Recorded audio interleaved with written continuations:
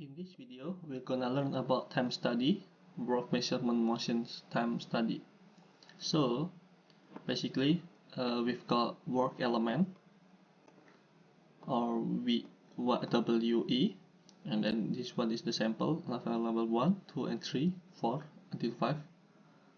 Alright, and then basically we can calculate the standard cycle time. We can each work element occurs one every cycle.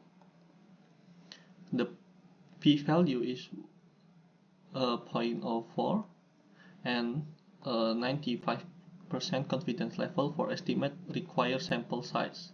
Analyze the data and identify any abnormal value. Rest factor is 12%.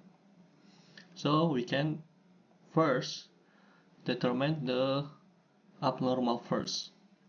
From that data, we've got this 20. This is a very outlier, like the rest is only 4 and 5, but this one is 20. We can use range or we can use statistic actually to determine the outlier, and then after that we can calculate the average and standard deviation. We can just sum the whole number and divide it by 7. For this particular, we can sum and then divide it by 6. We've got 4.5 and standard deviation sample. And then after that, we can calculate the Tn. So Tn basically T average, this one mean F, since each work element is occur once every cycle, the F is 1, and then PRF is this one. So we can just multiply those number and we got Tn, or normal time basically. Alright, and then we can sum total normal time from this column. We've got 41.793 minutes. Okay, and then from this one we can calculate standard deviation basically by Tn total multiplied by 1 plus A, or safety factor. Since the test factor is 12%, we can just determine the standard cycle time for 1.793 multiplied by 1.1 plus 0.12. We've got 46.81 minutes per item. So if the working hours is 8 hours a day, we can just divide it by the standard cycle time. We've got around 10 items per day.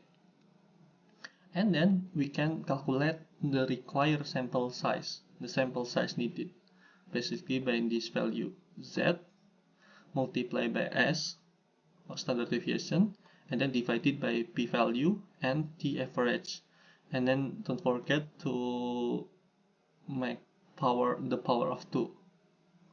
Okay, so basically the p-value 0.04 and 65 confidence level, which means Z is 1.69. Alright, and then after that we can just calculate for the required sample. For example, for this A, the Z value is 1.69 multiplied by the standard deviation S, this one, and then divided by 0.04 multiplied by 5.714, which is this average value. So we got 42.029. We can round it up, become 43,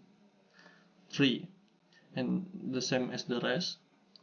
So since only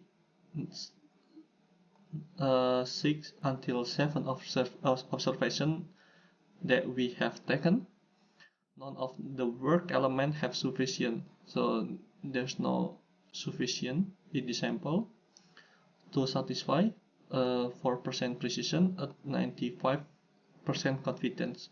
The largest requirement is this one, 43 observation element A.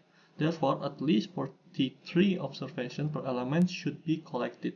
So we need to collect more until 42 observations from the whole work element. Thank you.